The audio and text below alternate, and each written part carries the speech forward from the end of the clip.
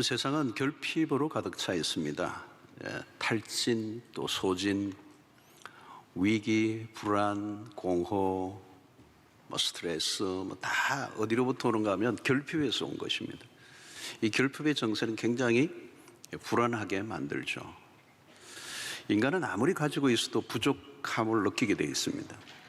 아무리 많이 가지고 있어도.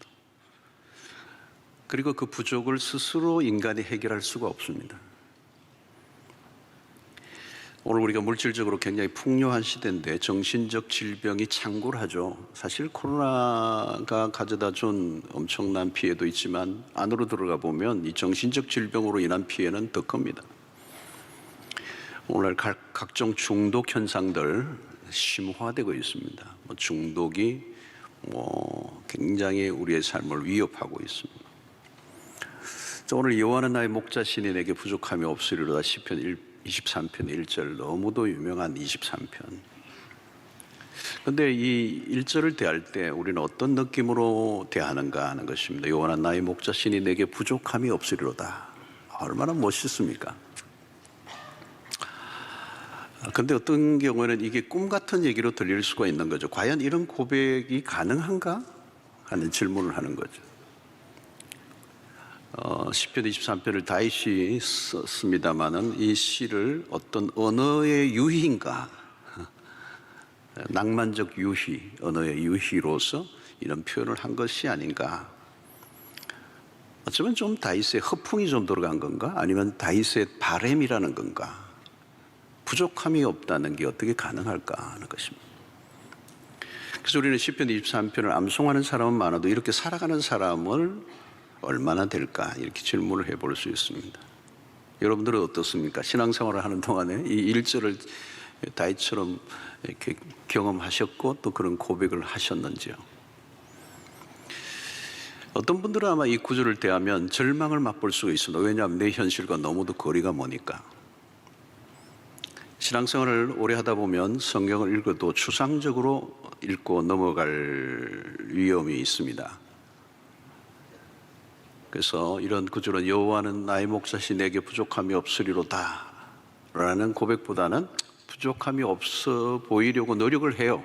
이 정도. 근데 시편 23편이 다윗이나 특정한 부류만의 고백일까? 근데 분명한 것은 이 23편은 다윗의 자전적 고백이라고 할 수 있습니다. 개인의 경험에서 나온 시입니다.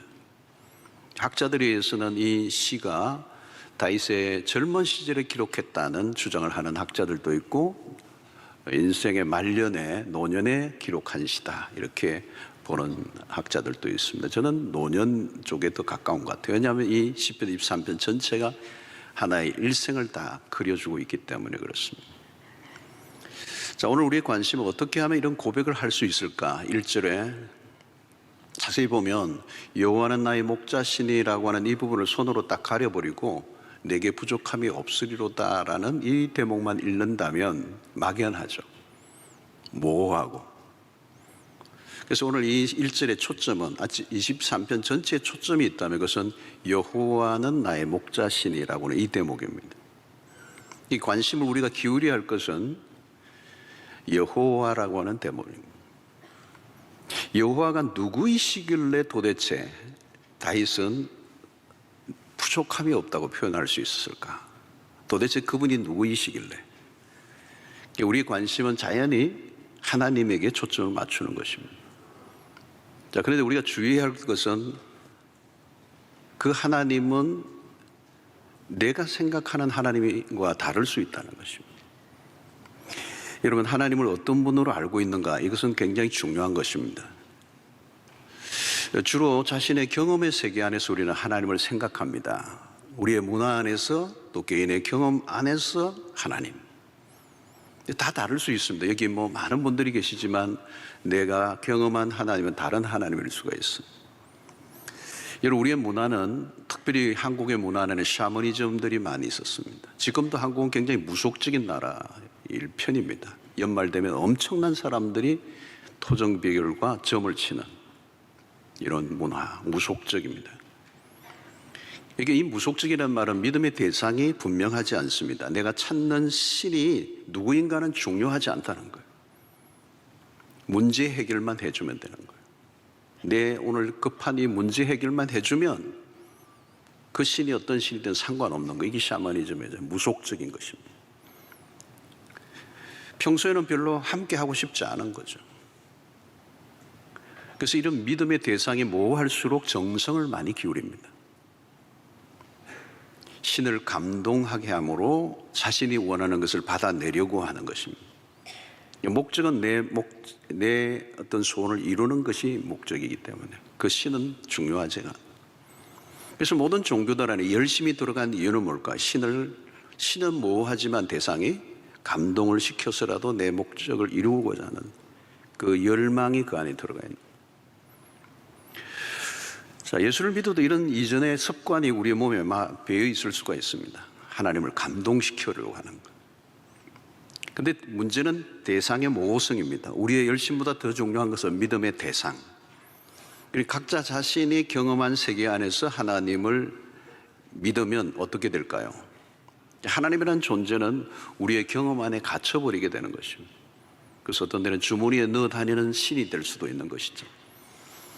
자, 우리의 경험은 주관적이고 언제나 제한적입니다. 우리가 부산이라는 동네에서 살다 보면 부산을 잘 모를 수 있습니다.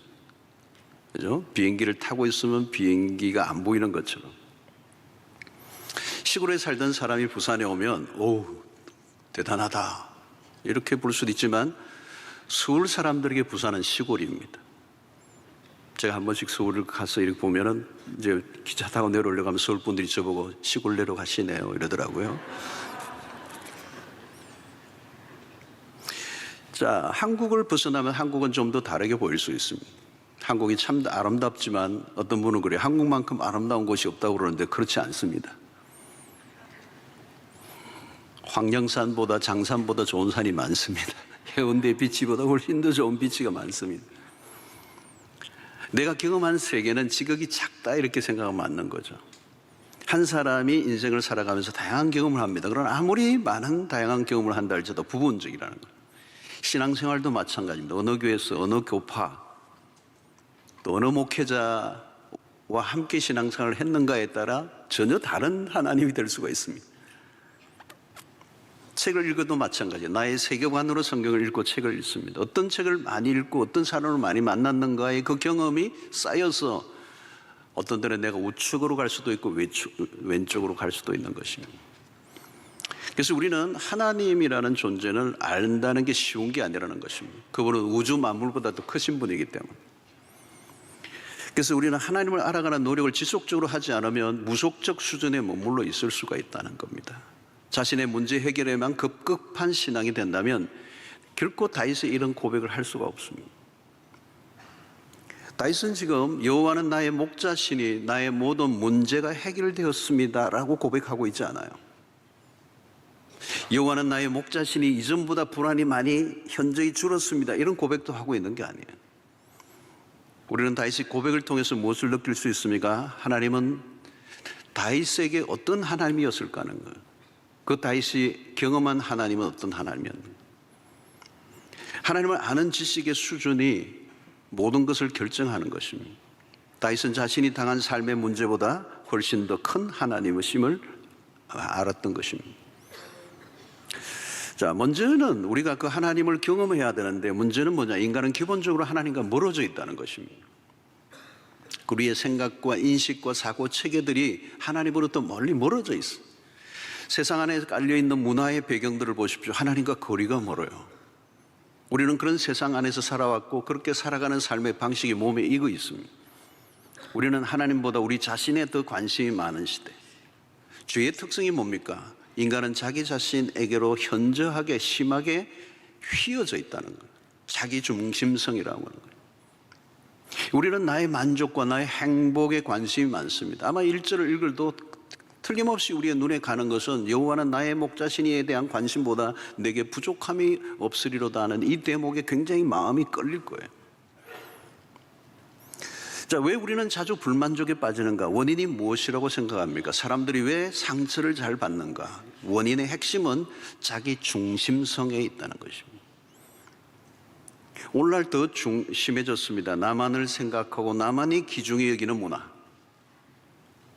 아이들도 이제 한둘만 키우니까 그 아이에게 모든 걸 다 쏟아붓고 애지중지하잖아요. 그죠? 이전에는 뭐 여러 명이 있었기 때문에 학교에 가서 맞고 오는지 맞고 와도 뭐 된장 바르고 그거 끝난 거예요. 씩씩했습니다. 근데 요즘은 아니죠, 여러분. 요즘 유행 중 하나는 자존감에 관련된 책과 강의입니다. 우리 자신에 대한 관심이 부쩍 커졌다는 얘기예요. 자아가 부풀어질 대로 부풀어졌다. 문제는 자신에 대한 지나친 관심은 자신을 더 불행하게 만든다는 거예요. 자신만을 끔찍하게 여기는 사람들만 모여 있으면 어떻게 될까요? 더 좋은 세상이 환경이 펼쳐질까요? 아니에요. 자아와 자아가 충돌할 때 모두 불행하게 되는 거예요. 자기 권리를 지나치게 주장하는 곳에는 상생이 불가능합니다. 내가 나에게만 집착하는 이 병적 자기애가 문제라는 겁니다. 내가 나에게 관심을 집중하는 한 문제는 뭐냐? 딜레마는 내가 누구인지 모른다는 겁니다. 내가 누구인지 모르면 내가 겪고 있는 문제가 무엇인지 알 길이 없어요. 그래서 그 문제로부터 빠져나올 수가 없는 것입니다. 그래서 중요한 것은 내가 나를 제대로 알아야 되는데 그 아는 게 어려워요. 어떻게 알죠? 하나님을 만나야 합니다. 우리 자신에게로 많이 기울어진 관심을 어디로 돌려야 되느냐? 하나님에게로 돌려야 된다. 그런데 하나님을 알려고 하면 어떻게 해야 됩니까? 하나님을 아는 방식은 여러 가지겠지만 가장 핵심은 성경을 통해서입니다. 성경 전체를 통해서 알아야 하지만 그 성경이 말씀하려고 하는 핵심이 뭐냐? 예수 그리스도의 십자가와 부활의 복음이라고 하는 것이. 복음을 통하여 하나님이 누구이신지를 우리는 알게 됩니다. 그래서 복음을 정확하게 이해하는 게 중요합니다. 그리고 이 복음을 정말 정확하게 그리고 깊이 있게 가르쳐주는 교회가 제대로 된 교회죠. 그 안에 모든 비밀이 들어있는 것입니다. 복음은 단순히 예수 믿고 천국 가기 위해 필요한 교리 정도가 아니라는 것입니다. 복음 안에 하나님의 계획이 숨어 있어요. 세상이 망가질 대로 망가지고 깨어진 이 세상을 하나님이 어떻게 회복하시려고 하시는가에 대한 계획이 복음 안에 있는 것입니다. 복음을 바로 알게 될 때 하나님이 누구이신지 그리고 우리 자신이 누구인지를 볼 수 있는 관점이 생기게 되는 것입니다. 복음은 우리와 하나님과의 관계를 회복시킵니다. 그래서 죄로 인하여 심각하게 망가진 세상을 하나님이 어떻게 회복시켜 가시는가를 보게 되는 것입니다. 그래서 복음이 우리의 삶의 전체 회복을 일으킬 때 무슨 정세가 일어나느냐? 요한복음 10장 10절에 예수 그리스도가 이 땅에 오신 목적을 정확하게 얘기를 해요. 이렇게 얘기합니다. 내가 온 것은 생명을 얻게 하고 더 풍성히 얻게 하려는 것이다. 여기 중요한 것은 더 풍성히 얻게 하려는 것이다. 예수 그리스도가 이 세상에 오신 목적, 우리를 생명을 얻게 할 뿐만 아니라 구원을 얻을 뿐만 아니라 더 풍성히. 여러분, 하나님을 떠난 삶은 풍성함과 거리가 멀어요. 풍성한 삶은 구원 이후에 주어지는 삶을 묘사하고 있습니다. 그것은 하나님 없는 세상이 얼마나 결핍투성인가에 대한 대조를 이루고 있는 것이죠. 세상은 풍성과 거리가 멉니다. 그런데 이 복음은 하나님과 가까워지게 하고 하나님과 가까워질 때 우리가 잃어버렸던 그 풍성함을 되찾게 되는 변화가 일어난다. 그런데 중요한 것은 하나님을 알아갈 때 이것이 주어지는데 복음 안에서 우리가 하나님을 아는 것입니다. 이것은 지식적으로 아는 것만으로 부족하다는 겁니다. 그래서 히브리어의 유명한 야다라고는 단어가 있는데 이 야다라고는 단어는 안다라는 단어인데 그냥 knowledge, 지식을 말하는 것이 아니라 경험을 통하여 알게 된다는 것을 말하는 단어가 야다예요. 여러분, 우리의 신앙에 있어서 이 야다는 굉장히 중요한 겁니다. 하나님은 추상적인 존재가 아니다는 거죠. 하나님이라는 존재가 나에게 와 닿지 않는다면 신앙이 아직 모호한 상태에 있는 것입니다. 여러분, 하나님 하면 무엇이 떠오릅니까? 하나님을 막연한 존재로만 여기고 있습니까? 여러분, 두 부류가 있어요. 하나님과 막역한 관계가 있고 하나님과 막연한 관계가 있어요. 하나님은 인격적인 분이십니다. 신앙의 눈이 언제 뜨여지는가? 하나님을 인격적으로 만날 때. 여러분, 이 인격적으로 만나지 않으면 이제 종교 생활로 빠지는 겁니다. 그냥 관습적입니다. 그 안에 생명이 없습니다. 그냥 죽은 영이에요. 아무 일도 일어나지 않아요. 오히려 더 나빠질 수 있어요. 인격적으로 만날 때 세월이 가면 갈수록 그 하나님을 더 깊이 경험해 간다는 것이. 여러분, 23편 전체를 통하여 다가오는 분위기가 있는데 그게 뭐냐면 다윗과 하나님과의 친밀한 관계에 있습니다. 여호와는 나의 목자시니, 나의 목자시. 1대1의 관계를 얘기하는 거거든요. 그가 나를 푸른 초장에, 그가 나를. 하나님과 어떻게 인격적인 교제를 나눌 수 있는가? 하나님은 영이십니다. 하나님은 우리를 영으로 만나 주십니다. 문제는 우리의 영이에요. 우리의 영이 죽어 있으면 하나님을 만날 수가 없어. 에베소 2장 1절을 보면 그는 허물과 죄로 죽었던 너희를 살리셨도다. 그래서 우리의 과거의 모습이 허물과 죄로 죽을 것이 아니라 죽어버린, 이미 죽었던 자들이라는 거예요. 이제 우리에게는 하나님과 멀어질 대로 멀어졌고 영적인 기능이 정상적으로 작동되지 않아요. 그래서 하나님과의 교제가 완전히 단절된 상태. 그래서 복음은 우리가 그 하나님과 관계를 회복시키고 그 하나님을 경험함으로 하나님과 더 친밀해지게 만드는 길을 열어주신 것입니다.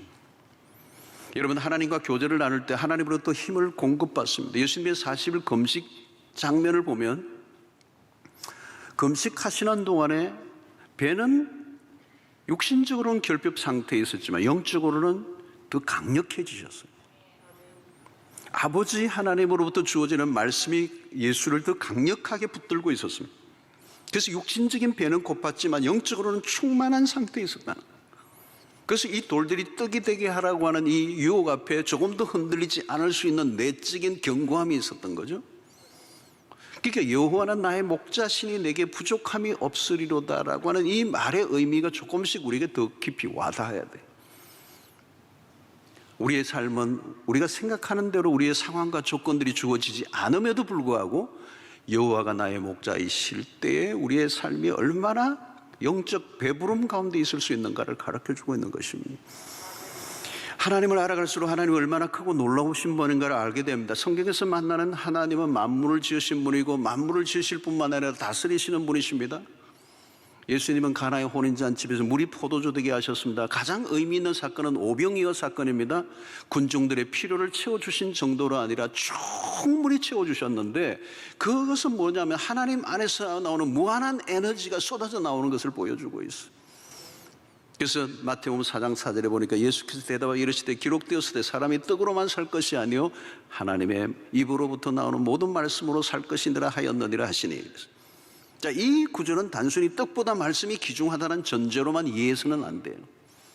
하나님의 입에서 나오는 말씀이 얼마나 강력한가를 말씀하고 있어요. 그 말씀 한마디로 천지를 만드시고 빛이 있으라 하시니 빛이 있었고 바람을 꾸짖으시니 풍랑이 잠잠게 되고 병자를 향하여 일어나 걸으라 하니까 일어나 걷는 역사가 일어난 것이죠. 그 입에서 나오는 말씀이 위력이 있었다는 거예요. 모든 것은 하나님으로부터 나온 것입니다. 그 입으로부터 나온 것입니다. 오늘 우리가 먹고 생활하는 모든 일상에 어떤 것도 하나님으로부터 나오지 않은 것은 없습니다. 예수님은 그것을 아신 것이죠. 하나님의 입에서 나오는 말씀으로 살 것이니라. 저는 목회를 하면서도 이 말씀 사역을 귀중히 여기는데 말씀의 위력 때문입니다. 말씀이 어느 성도에게 떨어질 때 일어나는 역사를 보기 때문에 한 사람의 인생을 완전히 바꿔놓고 죽고 싶은 마음을 가지고 예배의 자리에 왔는데 하나님의 말씀이 그 안에 스며들고 밀고 들어가니까 회복의 역사가 일어나고 살 소망이 일어나고. 여러분, 하나님의 말씀은 능력이고 생명입니다. 엄청난 에너지가 그 안에서 쏟아져 나옵니다. 지혜가 넘쳐납니다. 용기를 주십니다. 소망이 넘치게 하십니다.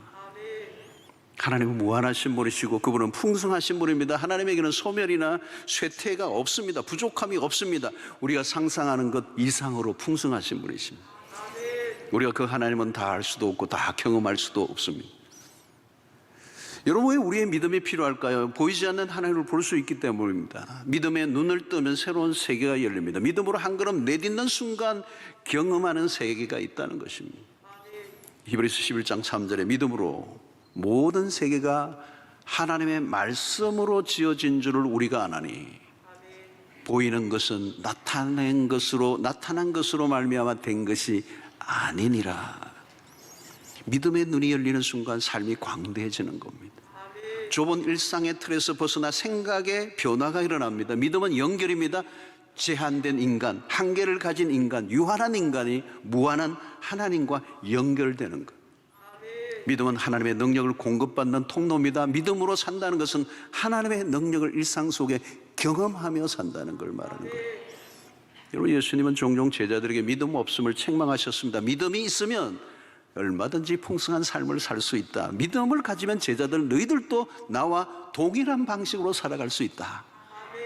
하나님은 풍성하신 분이십니다. 그 하나님의 풍성함을 경험하고 있는가 아니면 지식적으로만 알고 있는가는 하늘과 땅 차이. 애굽에서 종살이하던 이스라엘 백성들을 이끌어내신 하나님은 애굽에서 끌어내실 뿐만 아니라 광야에 있던 그들을 가나안으로 이끌어내시는 하나님 속에서 우리에게 계속 보여주시는 것은 자꾸 계속 그 하나님은 더 풍성한 세계로 인도하지만 이스라엘 백성들이 이전의 삶으로 돌아가려고 했습니다. 이유는 뭘까요? 아직 하나님의 백성으로서의 삶을 경험하지 못했기 때문에 하나님 우리를 향해 적극적으로 당신의 풍성한 세계 안으로 들어오기를 원하세요. 그래서 우리가 필요한 것은 그 하나님께 더 가까이 가는 것이고 그분을 알아가면서 그분을 더 신뢰할 때 우리는 그 하나님의 놀라운 그 풍성함을 누릴 수 있게 되는 것입니다.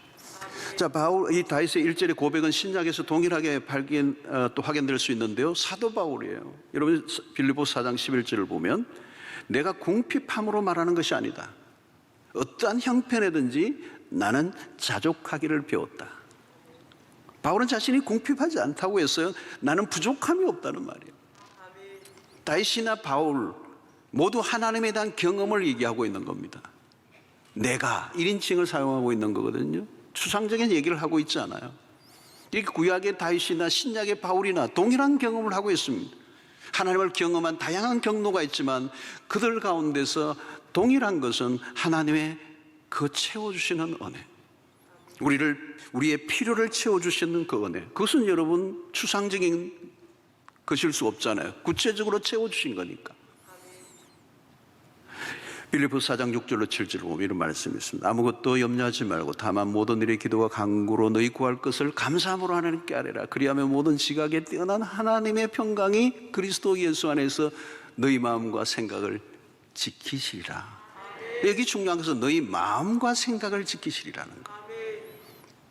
여기에 줄을 꺼야 돼요, 여러분. 사람들은 물질의 풍요를 중요하게 여기지만 아니에요. 마음의 풍성이 더 중요합니다. 마음의 풍성함이 진짜예요. 우리가 믿음 생활하는 가운데 새로운 경험은 우리의 마음의 영역에서 일어나는 겁니다. 여러분, 예수를 믿는 사람이나 믿지 않는 사람이야 삶의 형태는 비슷해요. 다 비슷하다고요. 근데 차이가 있어요. 예수를 믿어도 여전히 우리의 삶이 어려움이 있고 우리의 삶이 생각대로 돌아가지 않는데 달라진 게 뭐냐? 우리의 마음의 영역이에요. 우리의 복이 어디에 있느냐? 우리의 마음의 변화가 있다는 거예요. 우리의 믿음 생활을 하는 가운데 새로운 경험은 우리의 마음 안에, 이 마음이라고 하는 것은 우리의 생각과 감정까지를 다 포함하는 것입니다.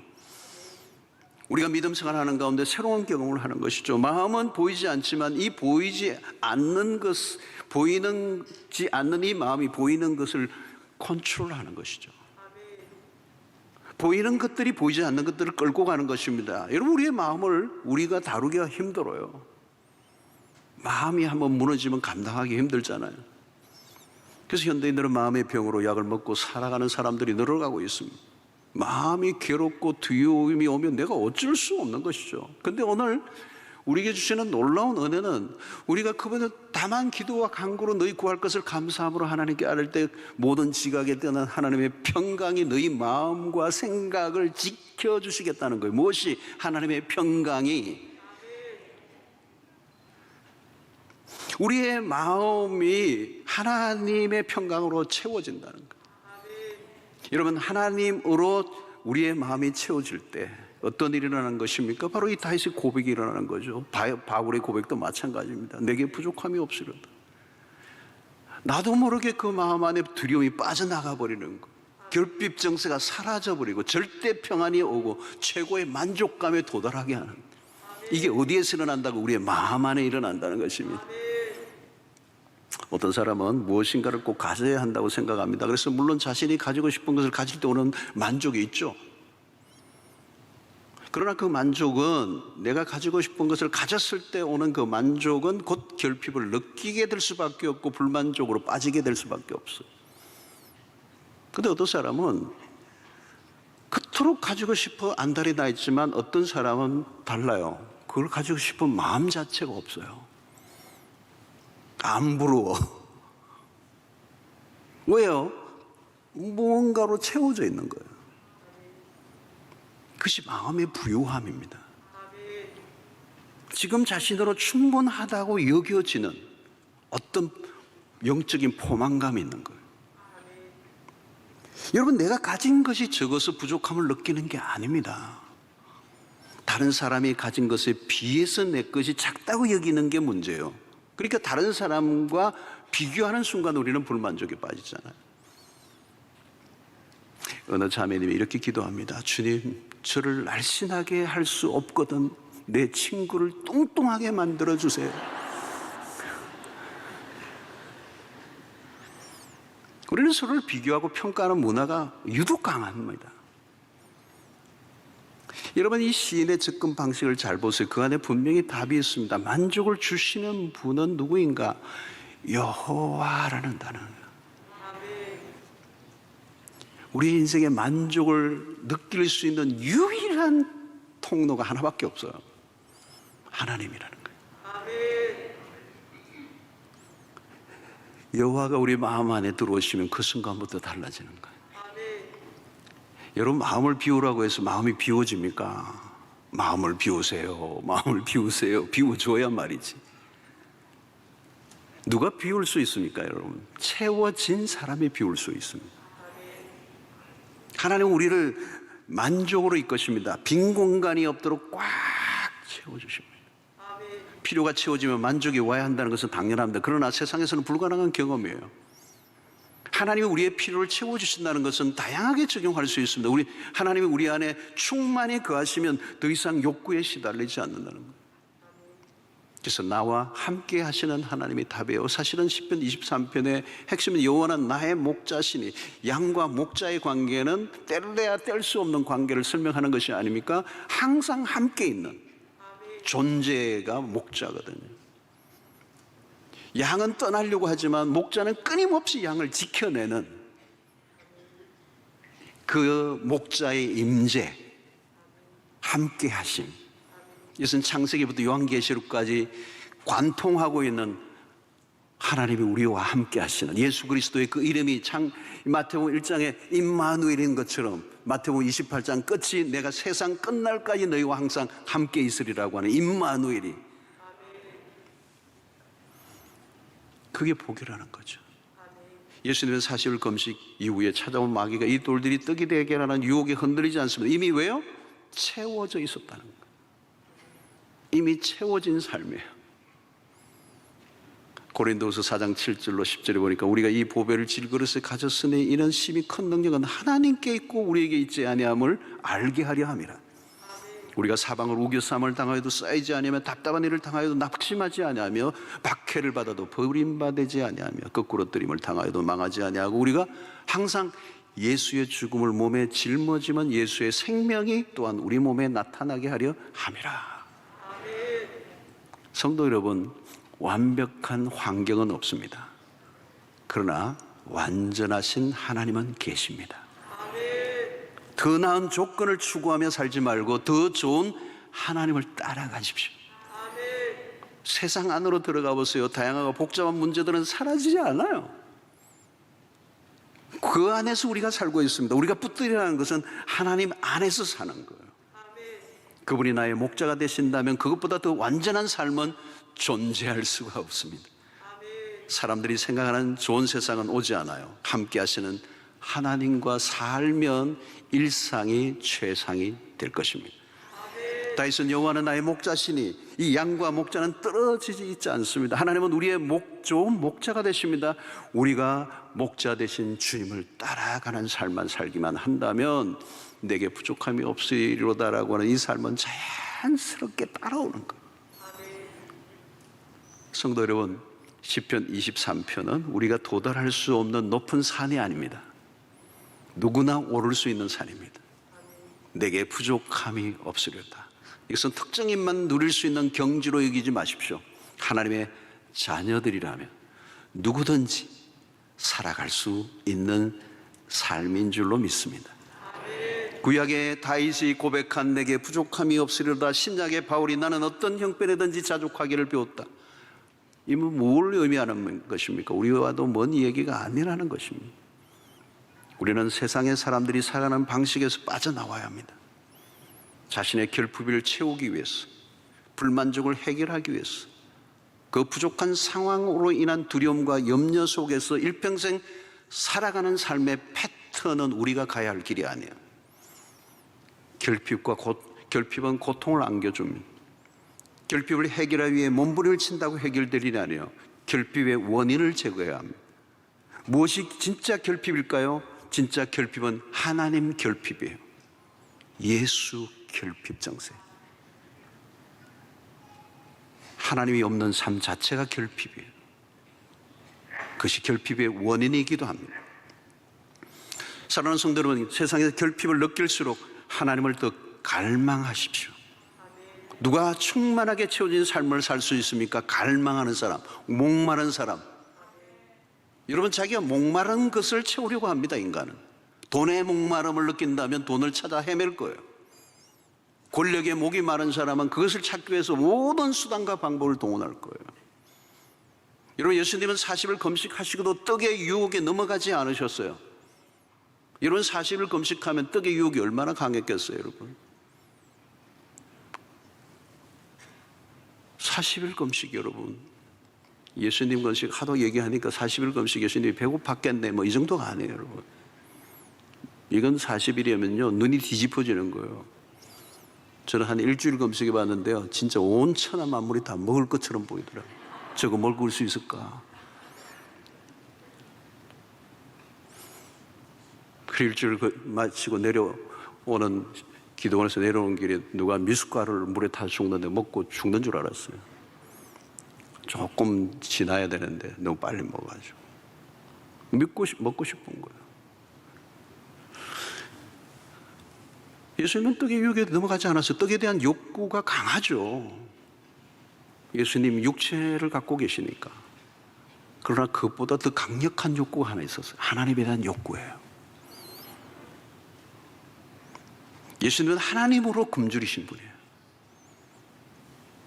여러분, 누가 하나님에 대해서 굶주린 자이고 하나님이 누구이신지를 아는 사람이에요. 하나님은 떡보다 더 귀중한 분이십니다. 오병이의 기적은 떡보다 그리스도가 진정한 떡이라는 걸 알려주시기 위한 기적이었습니다. 그래서 요한복음 6장을 보면 참떡이 그리스도라는 것이죠. 이 참이라는 단어를 써요, 여러분. 참빛, 참떡. 우리가 먹는 떡도 떡이에요. 그런데 참떡은, 진짜 우리를 살리는 떡은 그리스도가 떡이에요. 떡보다 하나님으로 만족하기를 원하셨습니다. 하나님에 대한 굶주림이 중요합니다. 하나님을 아는 만큼 하나님에 대한 갈망이 더 깊어지게 되는 겁니다. 갈망하는 만큼 채워주십니다. 그 하나님으로 채워질 때 우리에게 주어지는 포만감, 그 하나님을 목자로 모시고 살아갈 때 우리의 삶에서 일어나는 현상을 하박국 3장 17절로 18절에 이렇게 표현하고 있어요. 비록 무화과 나무가 무성하지 못하며 포도나무에 열매가 없으며 감람나무에 소출이 없으며 밭에 먹을 것이 없으며 우리의 양이 없으며 외양간에 소가 없을지라도 나는 여호와로 말미암아 즐거워하며 나의 구원의 하나님으로 말미암아 기뻐하리로다. 성도 여러분, 다윗의 삶을 파고 들어가면 한가운데 하나님이 계십니다. 다윗의 삶에서 가장 크게 자리 잡고 있는 부분은 하나님이세요. 하나님이 그 중심에 놓여 있지 않았다면 다윗의 삶은 설명이 될 수가 없습니다. 우리가 잘 알듯이 다윗은 개인적으로 허물과 과오가 있었던 사람이에요. 치명적인 실수를 했던 사람이에요. 그럼에도 불구하고, 그 오점에도 불구하고 하나님의 은혜가 더 빛이 납니다. 우리가 얼마나 열심히 살았는가 보다 하나님이 우리의 삶 가운데 어떻게 역사하셨는가를 다윗을 통하여 배우게 되는 것입니다. 여호와는 나의 목자시니 내게 부족함이 없으리로다. 세상 사람들과 다르게 살아갈 수 있는 힘은 오직 하나입니다. 시간이 흐를수록 더 많이 하나님을 알아가고자 힘쓰시기를 바랍니다. 하나님을 더 깊이 경험하십시오. 성경을 묵상할 때도 나에게 오늘 일상에 도움이 되는 한 구절을 뽑아내기 위해서 애를 쓰는 것이 아니라 그 하나님이 누구이신가에 시간을 쏟아보세요. 그리고 복음을 묵상하십시오. 그 십자가 앞에 때로는 1시간, 2시간을 서 있어 보세요. 그 하나님이 우리의 목자가 되시고 우리의 인생을 책임져 주시고 우리의 인생을 이끌어 주실 분임을 신뢰하게 될 것입니다. 우리에게 필요한 것은 더 많은 돈이 아니라 목자가 필요합니다. 양은 스스로 책임지지 않아도 돼요. 양에 대한 책임은 전적으로 목자가 있습니다. 양은 돌봄을 잘 받기만 하면 되는 것입니다. 그분의 인도를 따르기만 하면 되는 것입니다. 탕자는 아버지 집을 떠나 스스로 살아가고자 했습니다. 궁핍이 몰려왔어요. 스스로 그 인생을 책임질 수가 없었어요. 아버지의 돌봄이 필요한 존재라는 것을 뒤늦게 깨닫고 그는 귀양을 서두르죠. 목자는 늘 우리 곁에 계십니다. 양을 자세히 보십시오. 목자를 중심으로 움직입니다. 목자가 구심점입니다. 하나님 없는 삶은 구심점을 잃은 삶이에요. 부족함이 없는 삶은 우리의 노력이나 투쟁으로 얻어낼 수 있는 게 아닙니다. 목자 되신 하나님을 신실하게 따라가는 삶에 자연스럽게 찾아오는 결과입니다. 열심히 사는데 길을 잃어버린 사람들이 오늘날 너무 많습니다. 성도 여러분, 모든 것은 하나님께 달려 있습니다. 하나님을 떠나 세상 안으로 들어갈수록 우리는 빼앗긴 삶을 살아요. 여러분, 세상 안에 들어가서 우리가 얻을 게 없어요. 세상은 우리의 것을 빼앗아가요. 우리의 소중한 것을 다 빼앗아가 버리고 우리의 혼과 생각과 모든 걸 다 빼앗아가요. 그래서 여러분, 세상 안으로 들어가면 끊임없이 스트레스와 끊임없이 탈진이 일어나는 이유는 세상은 우리에게 참된 것을 줄 수 있는 게 아무것도 없어요. 우리를 살아가게 만드는 힘은 위로부터 오는 것입니다. 하나님으로부터 오는 것입니다. 그러므로 여러분, 우리는 어디 중심으로 살아야 돼요? 세상 중심이 아니에요. 돈 중심이 아니에요. 권력 중심이 아니에요. 인기 중심이 아니에요. 하나님 중심으로 이동하셔야 돼요. 하나님 중심으로 사셔야 돼요. 나 중심이 아니고 하나님 중심. 이 중심 이동이 일어날 때 우리의 삶의 결핍은 사라지고 다윗의 고백처럼 내게 부족함이 없습니다라고는 이 일상을 우리가 살아갈 수 있게 될 줄로 믿습니다. 불만족으로 가득한 세상에서 오늘 신자들의 입술 속에 여호와가 나의 목자시기 때문에 내게 부족함이 없습니다라고 이 고백을 한다면 아마 이것은 복음적인 삶이 될 거예요. 예수를 안 믿는 사람들에게는 충격이 될 거예요. 이 삶이 복음이 되고 다른 사람들에게 영향을 주게 될 때 하나님께서 세상 가운데서 영광을 받으실 줄로 믿습니다. 여호와 나의 목자시니 내게 부족함이 없으리로다. 꿈이 아니에요. 환상이 아니라 낭만이 아니에요. 실제 일상이 충분히 될 수 있습니다. 이 다윗의 고백이 여러분들의 고백이 되기를 주의 이름으로 축원합니다. 하나님, 오늘 또 우리에게 주신 말씀으로 인하여 다시 한번 다윗의 고백이 우리의 고백이 되게 하시고 우리의 일상이 되게 하여 주셔서 세상 속에 다른 삶을 살게 하여 주시고 목자 되신 하나님과 우리의 인생을 걸어가게 될 때 세월이 흐르면 흐를수록 더 풍성한 삶을 살게 하여 주시옵시고 결핍으로 그리고 그 결핍을 스스로 해결하기 위해서 몸부림치셨던 모든 일상에 우리의 노력을 내려놓고 목자의 음성에 귀를 기울이고 그분의 인도를 받기에 힘쓰는 우리의 삶이 되게 하여 주시옵소서. 예수님 이름으로 기도하옵나이다. 아멘.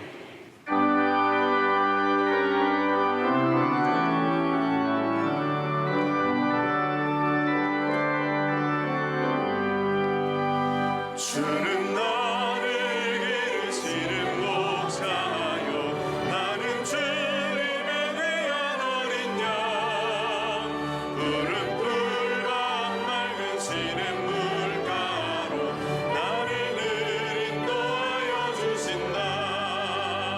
주는 나의 좋은 목자 나는 그의 어린 양 저를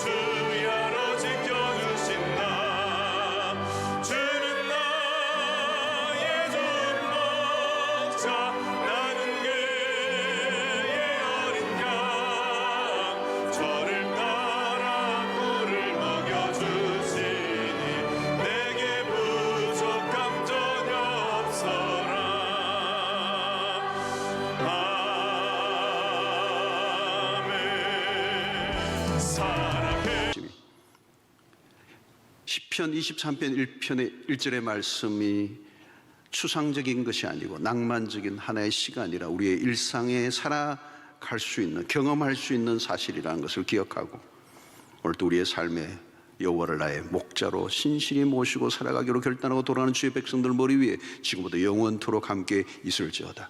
아멘.